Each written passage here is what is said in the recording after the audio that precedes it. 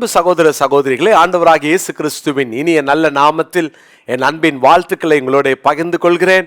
ஆண்டவராகிய இயேசு கிறிஸ்துவினுடைய பிறப்பை நாம் கொண்டாடுவதற்கு ஆயத்தமாய் கொண்டிருக்கிறோம். பிரியமான தேவனுடைய பிள்ளைகளே, நல்லது.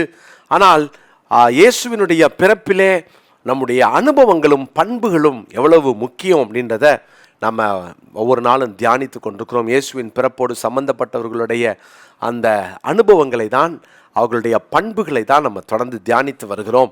இன்றைக்கு இன்னொரு நபரை குறித்து நம்ம தியானிப்போம். மத்தேயு சுவிசேஷம் 2ஆம் அதிகாரத்தின் 3வது வசனம்.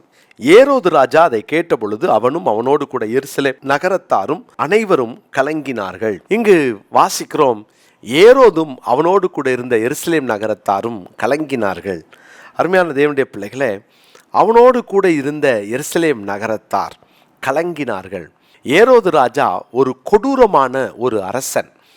அவன் தன்னுடைய சொந்த குடும்பத்திலேயே 5 பேரை கொலை செய்தவன் அப்படின்றது வரலாற்று பின்னணியிலே நாம் அறிந்து கொள்ளலாம். சொந்த மகன், சொந்த தம்பி உட்பட 5 பேரை அவன் கொலை செய்தான். சொந்த மகனை எதுக்காக கொலை செஞ்சான்? எங்கடா இவன் என்னை கொன்னுட்டு ராஜாவாயிருவோனுன்ற பயத்தில் இந்த ஏரோது ராஜா ஒரு கொடூரமானவன்.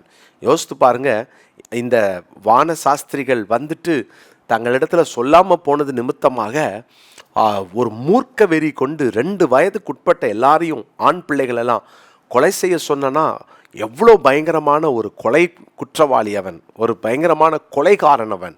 அப்படிப்பட்ட ஒரு ஏரோது ராஜா இயேசுவினுடைய அந்த பிறப்பிலே அவனுடைய பண்பு எப்படிப்பட்டதாக இருந்தது அப்படின்றத நான் உங்களுக்கு சொல்ல விரும்புகிறேன். முதலாவது 2ஆம் அதிகாரம் 8ஆம் வசனம். நீங்கள் போய் பிள்ளையை குறித்து திட்டமாய் விசாரியுங்கள்.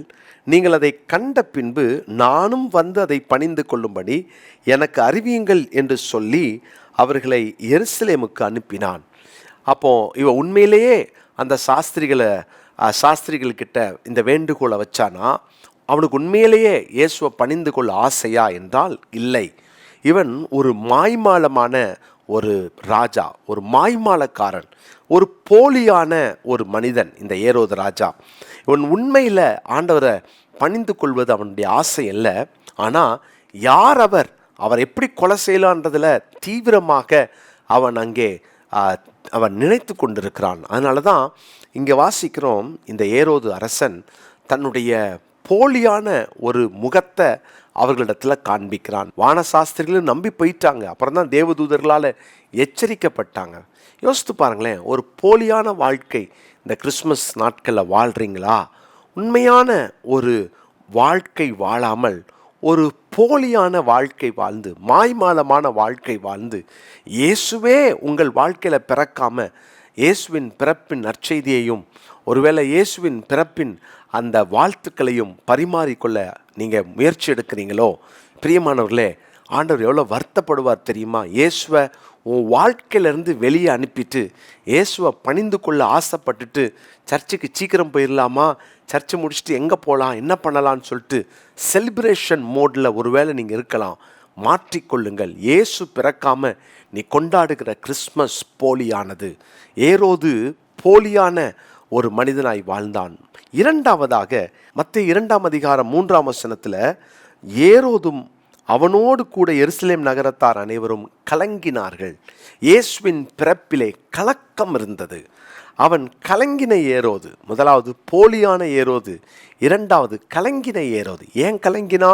இயேசு பிறந்துட்டா எங்கடா ஏன் ஆளுக போயிருமோ? நிறையா பிசாசுகளுக்கு பயமே, இயேசு பிறந்துட்டா நம்ம எங்கடா வெளியே போயிடுவோமோ? இயேசு ஒரு மனுஷனுக்குள்ள வந்து ரட்சிப்பை கொடுத்துடக்கூடாதுன்றதில் பிசாசு அநேகர் மனதையும் கண்களையும் கட்டி வைத்திருக்கிறான்.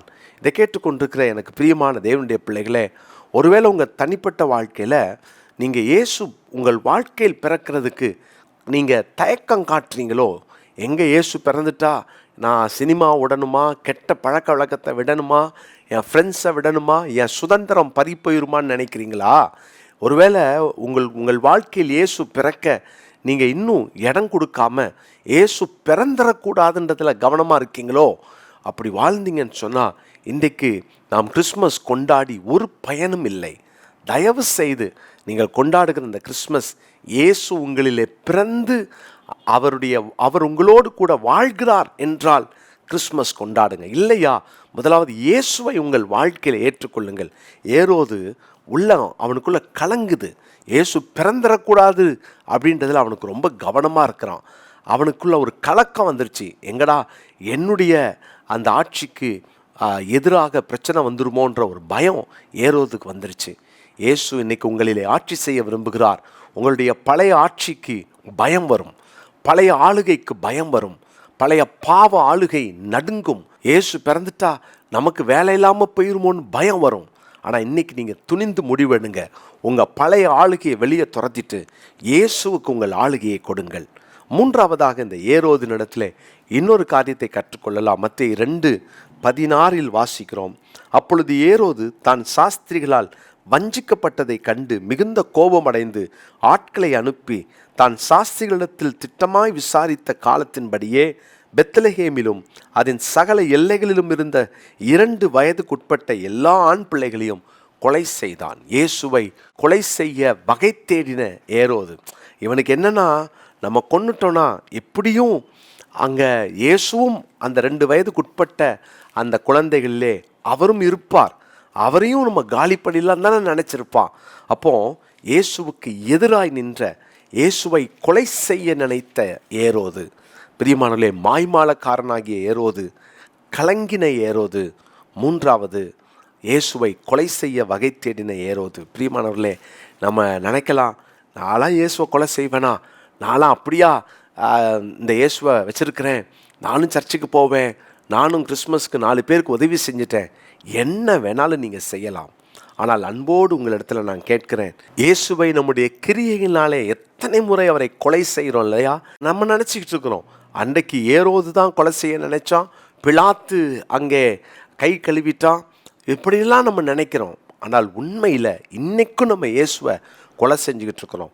எபிரேயர் 6ஆம் அதிகாரத்தில் நம்ம வாசிக்கிறோம் 4, 5, 6 வசனங்களில், ஏனெனில் ஒரு தரம் பிரகாசிக்கப்பட்டும் பரம ஈவை ருசி பார்த்தும் பரிசுத்த ஆவியை பெற்றும் தேவனுடைய நல் வார்த்தையையும் இனிவரும் உலகத்தின் பலன்களையும் ருசி பார்த்தும் மறுதலித்து போனவர்கள் தேவனுடைய குமாரனை தாங்களே மறுபடியும் சிலுவையிலே அறைந்து அவமானப்படுத்துகிறபடியால் மனம் திரும்புகிறதற்கு ஏதுவாய் அவர்களை மறுபடியும் புதுப்பிக்கிறது கூடாத காரியம். திரும்ப திரும்ப பாவம் செய்து அங்கே இயேசுவை மறுதலித்தால் அவரை நாம் சிலுவையில் அறைகிறோம் என்ற அர்த்தம். ஏரோது மாத்திரமல்ல, பிலாத்து மாத்திரமல்ல, நாமும் அந்த வேலையை செய்கிறோம்.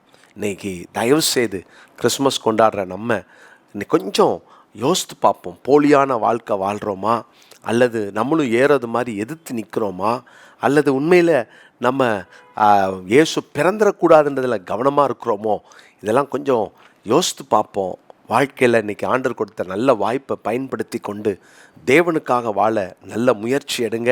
இன்னைக்குரிய மனப்பாட வசனம் மத்தேயு சுவிசேஷம் 15ஆம் அதிகாரம் 8ஆம் வசனம். மத்தேயு 15:8. இந்த ஜனங்கள் தங்கள் வாயினால் என்னிடத்தில் சேர்ந்து தங்கள் உதடுகளினால் என்னை கனம் பண்ணுகிறார்கள், அவர்கள் இருதயமோ எனக்கு தூரமாய் விலகி இருக்கிறது. ஜெபம் பண்ணலாமா? தாப்பனே, நாங்கள் ஏரோது மாதிரி ஒரு நாளும் வாழ்ந்துடக்கூடாது. கவனமாய் வாழ எங்களை ஒப்பு கொடுக்கிறோம், எங்களை அர்ப்பணிக்கிறோம், எங்களை தாழ்த்துகிறோம், உமது கரங்களில் ஒப்பு கொடுக்கிறோம். நாங்கள் போலியான வாழ்க்கை வாழ்ந்து உமக்கு விரோதமாய் உங்களை திரும்ப திரும்ப சிலுவையில் அறையிற ஒரு வாழ்க்கை வாழாமல் கவனமாய் இருக்க எங்களை அர்ப்பணிக்கிறோம். இயேசுவின் மூலம் ஜெபிக்கிறோம் நல்ல பிதாவே, ஆமென்.